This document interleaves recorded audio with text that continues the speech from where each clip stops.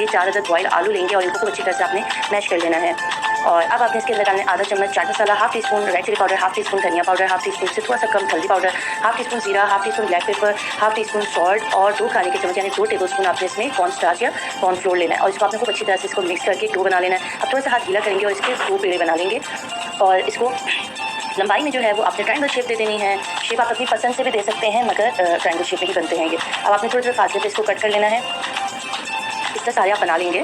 अब मैंने 1 अदद बाउल में अंडा फेंट लेना है, उसके अंदर डालना है 1 खाने के चम्मच मैदा, ये ऑल पर्पस फ्लोर है 1 टेबलस्पून, थोड़ा सा पिंच ऑफ सॉल्ट डालेंगे और 1 खाने के चम्मच या 1 टेबलस्पून दूध डालेंगे। अगर चैनल पर नए हैं तो चैनल को सब्सक्राइब कर दें क्योंकि आपको मेरे चैनल पर इस तरह की झटपट और मज़ेदार रेसिपीज़ देखने को मिलती रहती हैं।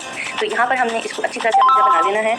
इससे होगा ये कि आपकी जो बाइट्स बहुत क्रंची बनेंगे। अब एक प्लेट में हमने ब्रेड क्रम्स लेना है। सबसे पहले हमने आलू को जो है वो आमेज़े में डिप करना है और चम्मच की मदद से इसको हमने ब्रेड क्रम्स में कोट कर लेना है। अगर आप एक काम हाथ से करेंगे ना तो ये सारा का सारा जो बैटर आपके हाथ पे चिपक जाएगा, तो कोशिश कीजिए कि इसको आप स्पून से कर लें। अब तेल हमने गर्म कर लेना है लो टू मीडियम हीट